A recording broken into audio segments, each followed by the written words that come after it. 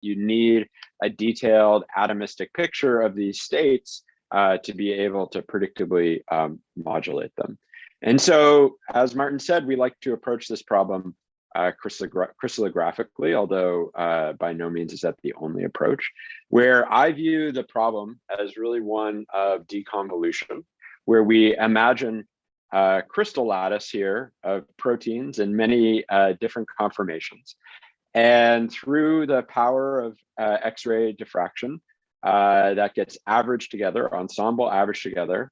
And then eventually we calculate a density map that's shown here that represents a time and space average of what's going on in the crystal during the experiment. The problem is if we just look at the high signals, we miss all the interesting stuff because the averaging reduces the local signal to noise in certain areas. And so our group's interest is really a lot in trying to tease out those very weak signals to try to identify the different conformations that are present in the crystal or indeed on an EM grid. And the way this manifests in a density map is in density that is spread out, especially at high resolution, but it is spread out, and often these different conformations spatially overlap, which is a bit of a problem because it's very difficult to manually model. It's also very tricky to get a computational program to model it. And so what the density looks like is something like that. And we're trying to fit multiple conformations into these density maps.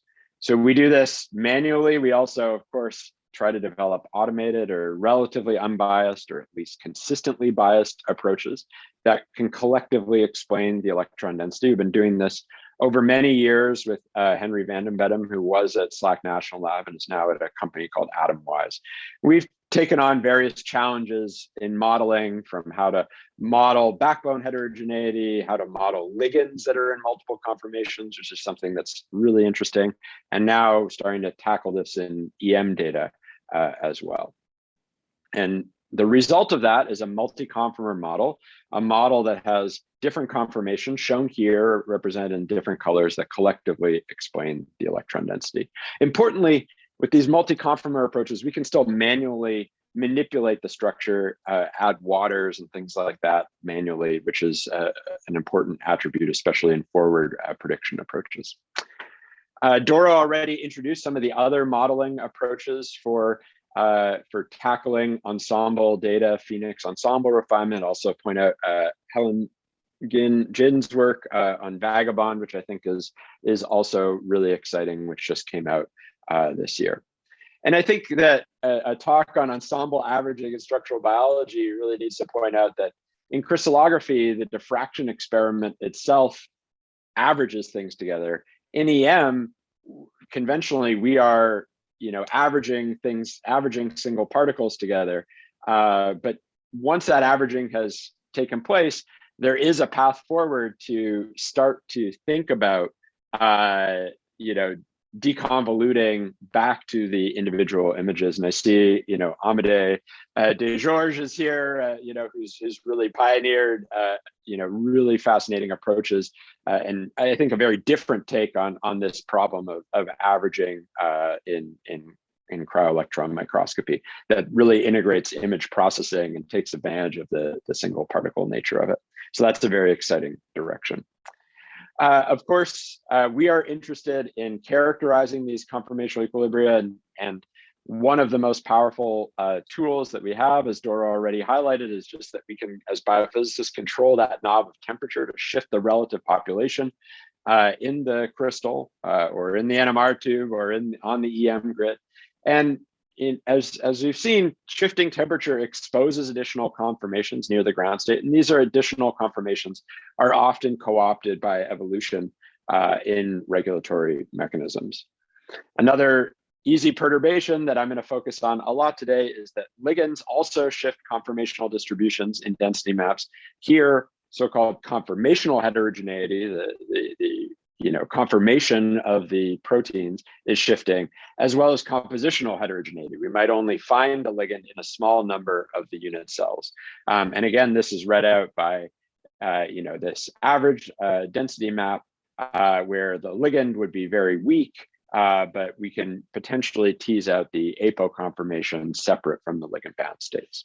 So, this was all, this is the stuff we've been working on. And a year ago, I was really excited to get back to Les Houches. I'd missed the previous meeting due to the birth of our younger son, and to get climbing again with Martin, who is very bold and brave at helping me attach the harness so that we could do fun things like this. This is about 2 hours away from Les Houches in Grenoble. Also, get out to the monastery, get some chartreuse, and then of course the pandemic happened.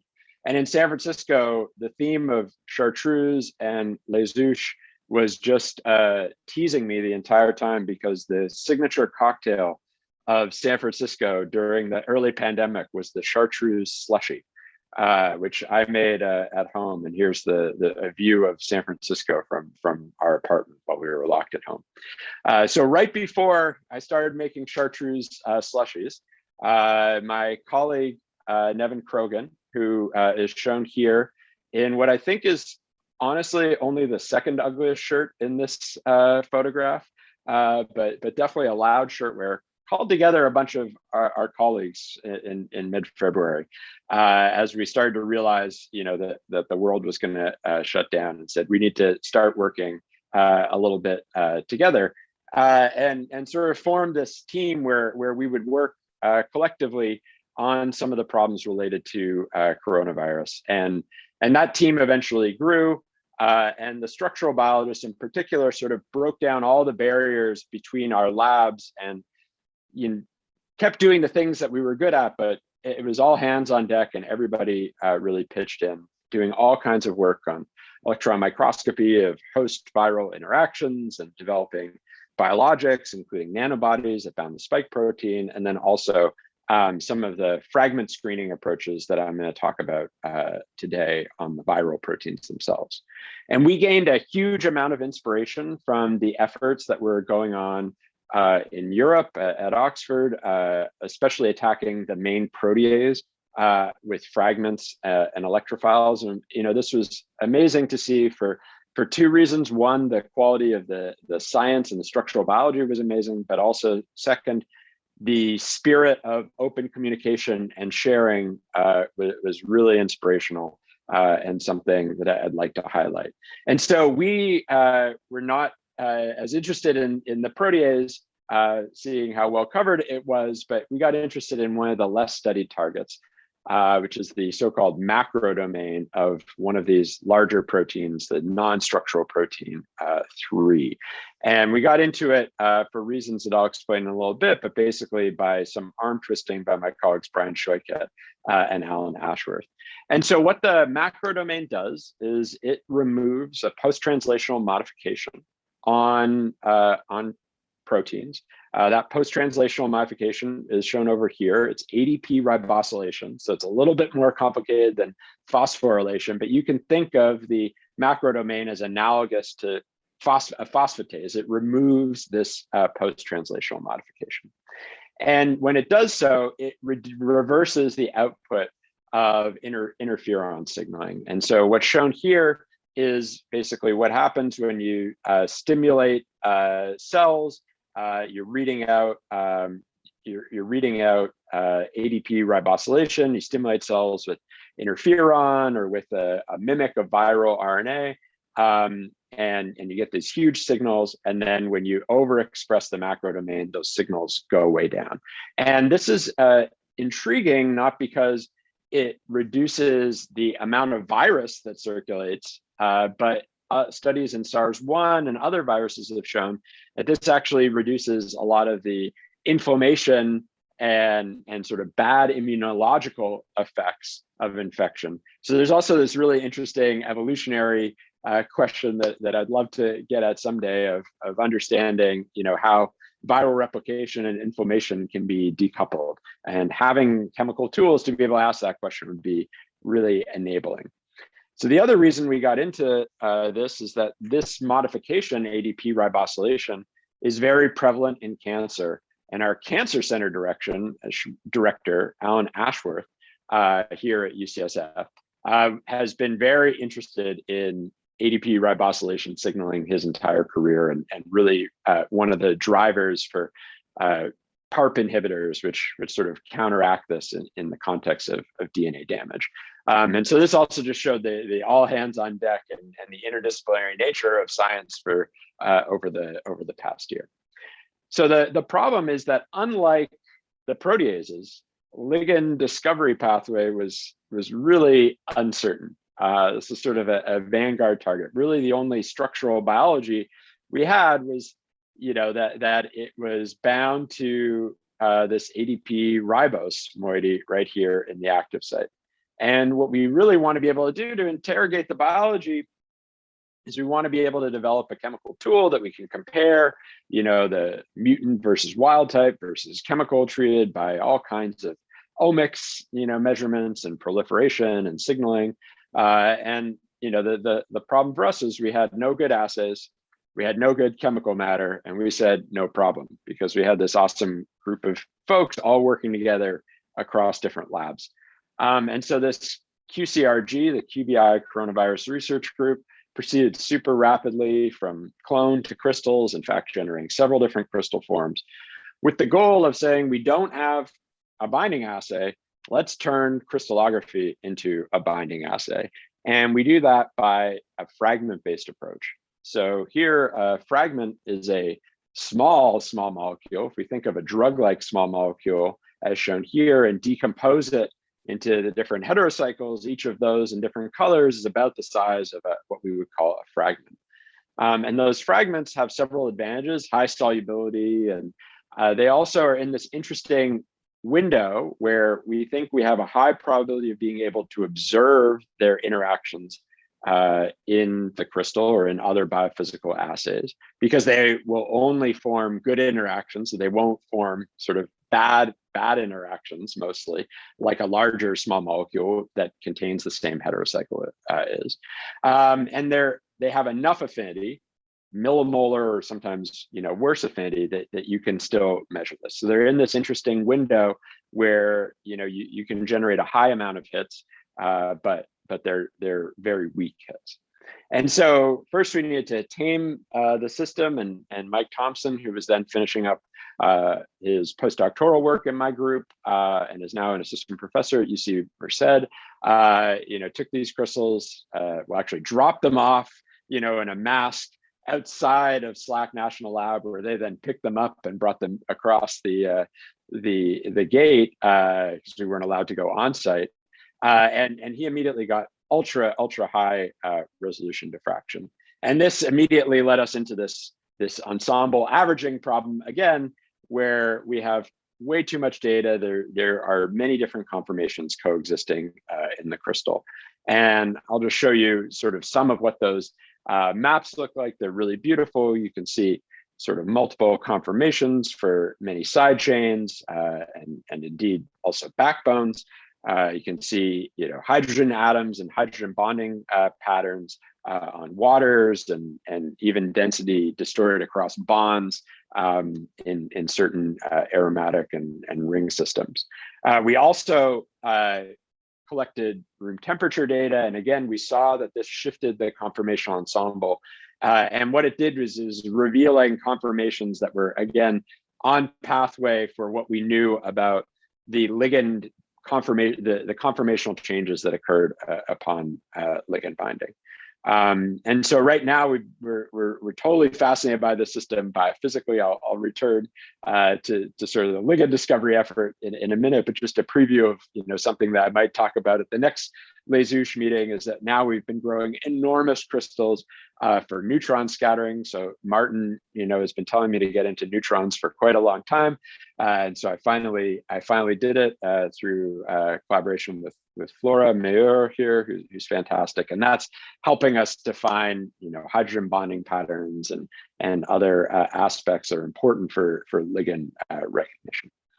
All right, so what we wanted to do originally was turn fragment soaking into a binding assay. We've been doing this in my group for a couple years, starting a collaboration with Frank, who was sort of the technical engine behind that protease work. They have an amazing facility called X-Chem in the UK. We've basically with Frank's permission, copied it over at UCSF.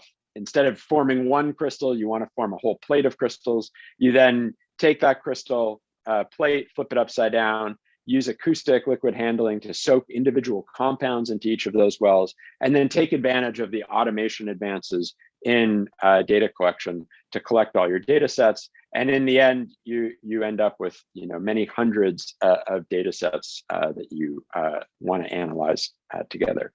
We've also been using in this project a device for sort of vitrifying crystals a little bit more regularly through and it's called a nanook from Mitogen, and this actually has been really great. I just highlight it here because it's also an interesting sort of synergy between some of the vitrobot technologies that are occurring in EM and crystallography. All right, so modeling fragments can be very difficult, even if you know where to look, because of this problem of ensemble averaging. So if we imagine a fragment that looks like this group here, ideally we'd end up with a difference map that looked like this, that looked sort of like this green map here that resembles the fragment. We could very easily identify it and dock it if we knew. The trouble is, most of the time these fragments are displacing molecules that are already in the crystal, either protein side chains or buffer molecules, like in this case, or solvent. And so the difference map between the apo state and your ligand bound state is actually something more confusing to interpret like this. And it can be even worse because of that problem of partial occupancy. So maybe the signal is even weaker. And so again, we return to this challenge where we want to be able to deconvolute multiple conformations and indeed compositions from the ensemble average density map. And the approach that we rely on heavily was initially developed by Nick Pierce with Frank von Delft, which is rather than analyzing these individual data sets and looking at the maps one at a time, we want to now start to analyze the structures together as an ensemble. And we want to do it in sort of this ensemble worldview. So it's an ensemble of ensembles. And this is really important because it allows us to do what's normally a big no-no in crystallography, which is average the maps together in real space. So basically ignore the reciprocal space data by and large, except for the fact that it's been transformed into a real space map, and then analyze the maps in real space. And the real breakthrough of Nick's was to realize that maps get distorted, most notably by crowd cooling. As crowd cooling occurs, the protein shrinks, the crystal lattice shrinks, the proteins get sort of stochastically shifted around relative to the origin. And this causes a lot of noise in the alignment of maps. And so what Nick developed was a way to locally deform maps so that you could put all the map voxels that are responsible for the same signal in the same place in a way that is very different than if you were just to align the maps globally. And so this gives you a statistical power to be able to look at sort of in a voxel by voxel mentality where signals are very different between different maps, and an ability then to start to subtract away what we know is the ground state, the unbound state, to try to look for ligands themselves. And so this looks like what this movie on above my head shows here, which is I'm showing the 2FOFC density map here with the ligand modeled, and you can see it's just very noisy. There's solvent, the ligand isn't even fully covered by the density map. But as we start to subtract away the apo state, as taking advantage of this ensemble averaging, we're left with a map that very uniquely defines the ligand.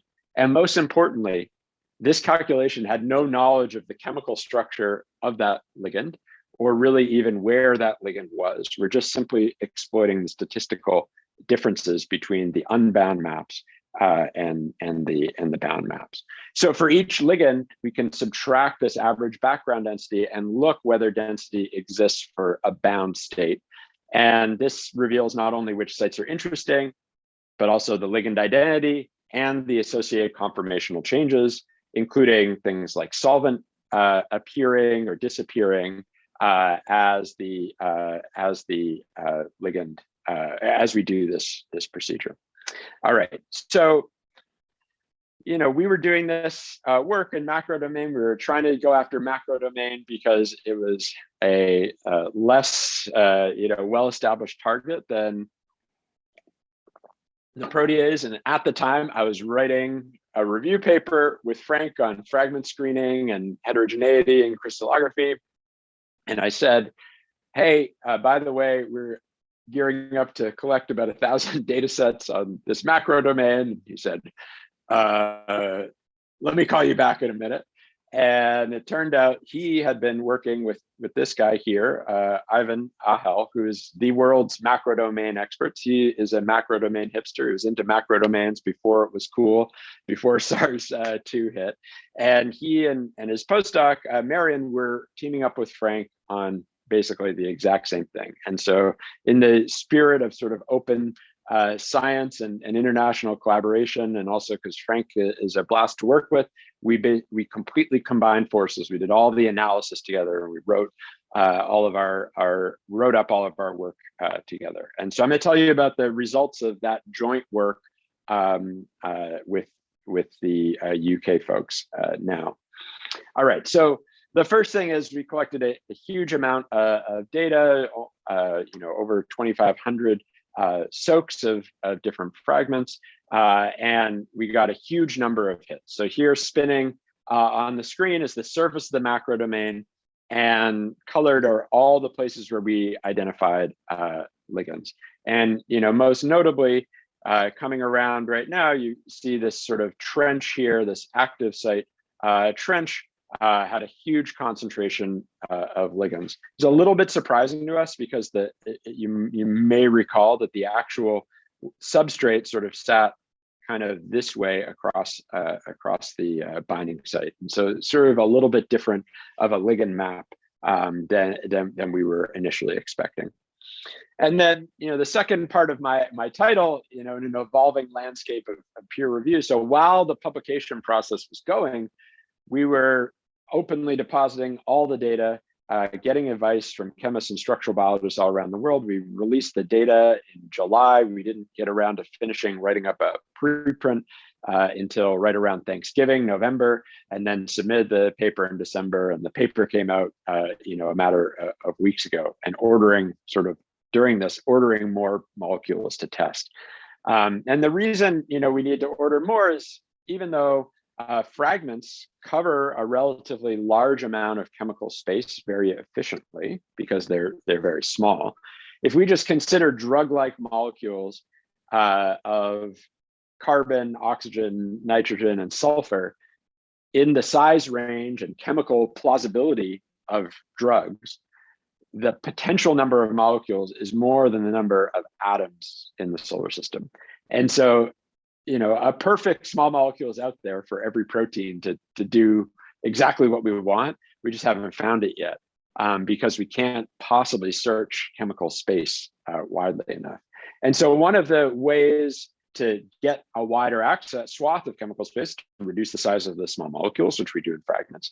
Another is to use computational approaches. And here we turned to Brian Scheuket, a colleague at UCSF, and his postdoc, Stefan Gabauer, and they use docking. And so here the idea is we know where we want to target, and we're going to represent that area with the energy function. We're going to put molecules in, we're going to rotate, translate them, put in different conformations, potentially the molecules, and evaluate their fit to that active site with an energy function. We can do that for huge numbers of molecules, millions, and in this case, and in other applications that Brian has done, indeed billions of molecules.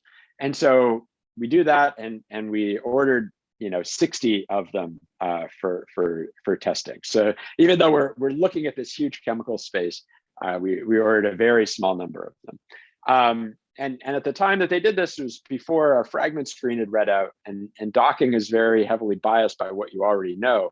And so most of these are, resemble adenosine a little bit. But even in spite of that, we were still very grateful and feel like we really learned something when the experimental data revealed excellent conformation of the docking poses for about a third of the structures. And in fact, the macrodomain is such a great system for structural biology, could even teach our organic chemist friends something. So here we ordered, these molecules from a company called Enamine, which is in the Ukraine, which is a really fantastic outfit that can make molecules that have never been made before very cheaply and rapidly. But the quality control on those, you're not paying for the quality control. So we asked them to make this molecule here, and they delivered it to us. And then when we looked at the electron density, we said there is no way that they actually made this isomer, because the electron density unambiguously tells us it's this isomer over here. And then indeed, follow-up quality control, NMR and other measurements confirmed that was right. And they realized sort of where things had gone awry in the synthesis. And so, while this was going on, it was like very exhilarating analysis, lots of back and forth between computation and experiment about what the next steps would be. Folks were super motivated and working so hard to get this done. I'll point out Galen, who really led the experimental effort on our team, was sending Slack messages, updating everybody at like 4 o'clock in the morning about what the data sets were. And I say this not to encourage, the work-life balance of 24/7 science, but really to point out just how motivated folks were to contribute to the knowledge of SARS-CoV-2 and work together in this. All right, so looking at the data, again, I've already mentioned that we were kind of surprised by this sort of north to south arrangement along the active site, rather than things bridging through this tunnel east-west in what we saw. And really that long trench can be broken up into several subsites where stereotypical interactions are occurring. I'm just going to highlight one of those before I tell you a little bit about how we start to think about merging these molecules together. So one of these is what we call the adenine site, because it binds the A in ADP ribose. And much like kinase inhibitors, interacting with the hinge motif in kinases, we see a stereotype pattern of hydrogen bonds.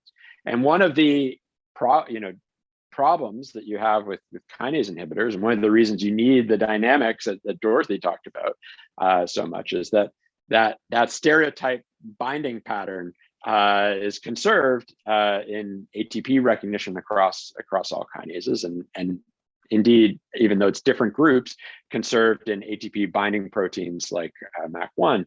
So we're really excited to see a huge chemical diversity of different molecules binding to or forming these hydrogen bonds in the adenine subsite. And this gives us the handle to be able to try to tune specificity later. The other thing that's really caught our eye is I mentioned we had this room temperature data in the beginning that revealed multiple conformations in the active site, particularly of this phenylalanine side chain here. And we see fragments that stabilize sort of the different rotamers of this phenylalanine. And this flexibility handle here is something that we think is going to be very important for trying to tune in specificity relative to the human macrodomains, which have a different flexibility pattern. So at the end of this, we had we'd found hundreds, about 250 crystallographic binders, but still we had no assays. And so while we were doing this, Marion was developing a fluorescence displacement assay where we're monitoring a peptide being displaced from the active site. And Taya was developing, Taya is at UCSF here, and Jason Kestwicki's lab was developing a thermal melt differential scanning fluorimetry assay. Taya does really amazing work characterizing different dyes to make sure that these dyes, properly distinguish unfolded or folded from unfolded, that they don't bind sort of the folded state and and unfolded state, or when they don't bind at all. And so she does really beautiful characterization there. And what we found was that the fragments had very weak binding, hundreds of micromolar, but there was actually a fairly good consistency across these methods, across things that tended to stabilize the protein by thermal melt, also displaced peptide, and also had good ITC data. And so that started to give us confidence that we could then start to link or merge these molecules together. And so here I'm zooming in on the active site and coloring the molecules by sort of the dominant site of their interactions, or this upper part, middle part, and lower part here.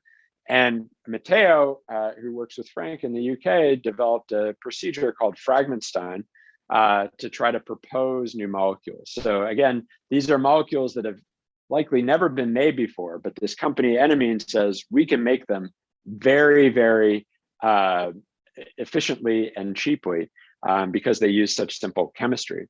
And so I'll show you a little bit about how this works. Basically, we're zooming in on the active site here. I'm showing you the density for fragment 1, and then the density for fragment 2. And what this procedure fragment-Stein does is searches through hypothetical molecules that can be made for things that link together and form the same interactions. And so we're starting to get our first early returns from that. So this is an example here where we've merged 3 different molecules together, and we find beautiful density for the larger, but still relatively small molecule. And one thing that caught our eye that we have done a lot of in the past is that the ligand itself was in multiple conformations in the density. So we're both using ensemble averaging to tease out the weak binding in the density itself, and then the ligand has now conformational heterogeneity. I'll show you a little video of what that looks like here. As we contour the density up and down, you can see that weaker ring is actually really beautifully encompassed by the density map. And there's a wonderful overlay of the fragments that we input into this procedure and what we got out. So very gratifyingly, when we put this molecule in with the macrodomain, we get a huge stabilization of the protein by DSF. We also have other versions of it that are, just a little bit different, missing some of the moieties at the upper end and changing a little bit at the bottom end, that also show a thermal shift that's better than the fragments, although not nearly as strong. And then it also works in ELISA assays, and for the first time, has higher affinity than the substrate that we knew already going into this. It has higher affinity than ADP ribose. Still only micromolar affinity, but because it's got all these stereo centers here, the active molecule might actually have even higher affinity. All right, so now what we're doing is trying to expand on chemical space even more with more docking with Brian's group. We've ordered now, a couple hundred molecules. Again, we are getting really reasonable hit rates. About 25% of the computational predictions we can confirm by crystallography, and by and large, when we confirm the molecules by crystallography, the binding poses are very similar to what we predict, which is really an important benchmark. Some of the time, though, it does go a little funny. And so some of the molecules that we've docked into the active site in the crystal, when we soak them into the crystal, stabilize a huge conformational change that occurs in the crystal system by soaking. So that conformational change is shown here, where these buried phenylalanine becomes exposed, it opens up. I'll show you a little movie here of what that looks like. And so this is really occurring, these dynamics are occurring inside the crystal. We're very excited to take advantage of this open state, which we think is unique to this viral macrodomain. We haven't seen it in any of the existing structures of macrodomains from other species. I'll just play this again. this dramatic opening that we see in the crystal. And so one of the things that we have been doing is co-crystallizing the macrodomain with molecules that stabilize that open conformation, and then performing additional soaks to try to build out molecules that bind in this pocket. And as well, the more open states. And this, I think, is going to be important for helping us traverse that east to west active site problem that we had. We're so surprised by out of the initial fragment screening. All right, so the macrodomain, is this really interesting vanguard target for SARS-CoV-2, and we're I think making really exciting progress linking and merging molecules. We have a whole bolus of new molecules to test. I want to finish with two vignettes that have emerged out of this. So one is, I mentioned that we were releasing our data prior to publication. In fact, we found the first critique of our data in the literature prior to our publication as well, from our friend Vladek Miner, who is a really great and careful crystallographer. And he is really worried about the fact that we are depositing so many ligand-bound structures. And I'll read this quote: "There are enough of the deposited structures to completely overwhelm biomedical researchers who want to utilize these models in their research." I would argue the opposite is that we need more models to be able to utilize in our research. But the critiques were interesting to us because it was very much from the mentality of trying to find paragon structures for each individual situation. So one of the critiques was that some of the data quality was not very high for some of the fragment-bound structures, and we point out sort of this outlier here. But if we look at the map for that was one where the density was so good we didn't even need this panda approach to be able to identify those molecules. It's indeed in one of these areas that we're now linking together to find the most potent inhibitors.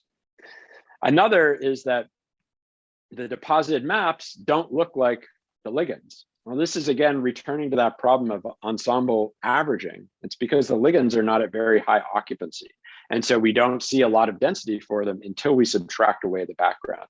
And then when we do that in these bias-free maps, we go from maps that look like this to maps that look like these. And I would say, again, these have no knowledge of what the ligand is or where it is in calculating it. And so I do think they're actually there. So, these are highlighting some of the cultural problems with ensemble approaches, and not just ensemble approaches from a modeling point of view, but also from these ensemble of different data sets point of view. And so, I like to ask, put the link here in the chat. I actually think it's wonderful that we're discussing these things in the literature, trying to figure out what the right signal to noise is and stuff like that. What do you think our next step should be? Should we email Vladek?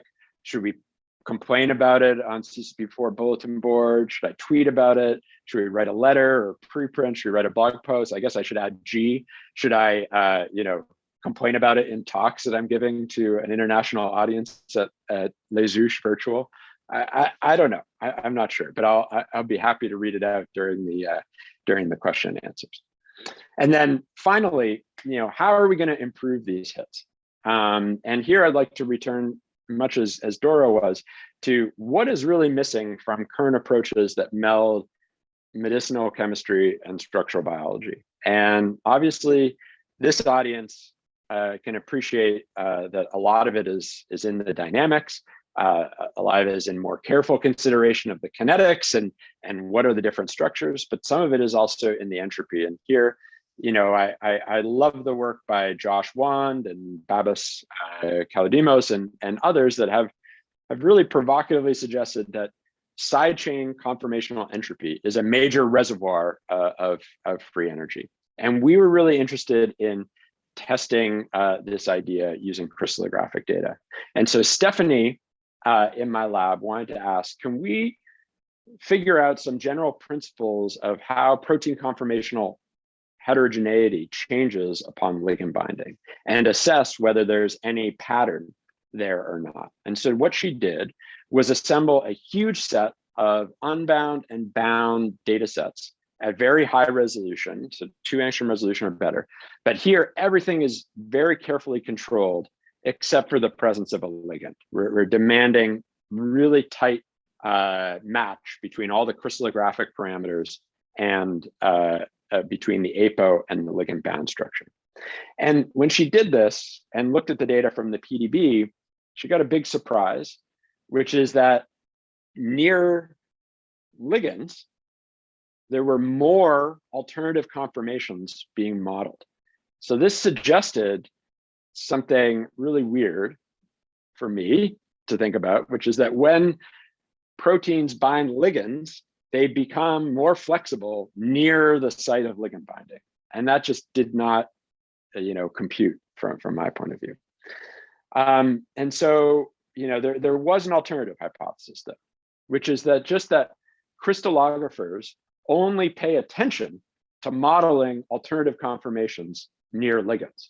So in this case, the increase in modeled conformational heterogeneity is just because of human bias. And so what Stephanie did was then rebuilt all of these structures, remodeled them using these ensemble approaches like QFIT. And we found, in fact, the opposite trend.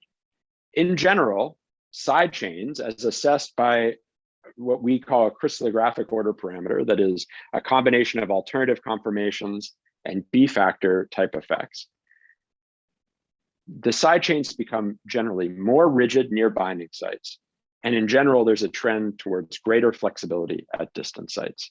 And we can look in proteins where there are multiple ligands and start to tease out patterns, like in this kinase here, of a group of residues that generally become more flexible upon ligand binding. And they do that across many different ligands. And then there are also patterns, there are groups of ligands that stabilize sort of side chain conformational heterogeneity in certain regions, and a separate group of ligands that don't do that. We've been doing all kinds of careful bioinformatic controls of matched APO data sets and other things to really look at these trends more broadly. And so what Stephanie's results are showing us is that in general, when proteins bind ligands, they become more rigid near the binding site, but they become less rigid elsewhere. And we think that this really could represent sort of a local tightening of conformational heterogeneity that might be some, small amount of extra free energy that natural evolution is exploiting for natural ligands, and that potentially, without even knowing it, that medicinal chemistry and structural biology is exploiting as they read out free energies of binding. And we're really excited to try to take these principles into the Macrodomain project as we make those ligands even more potent. And so with that, I will just drop myself out of the frame for a second and thank the folks who did this work.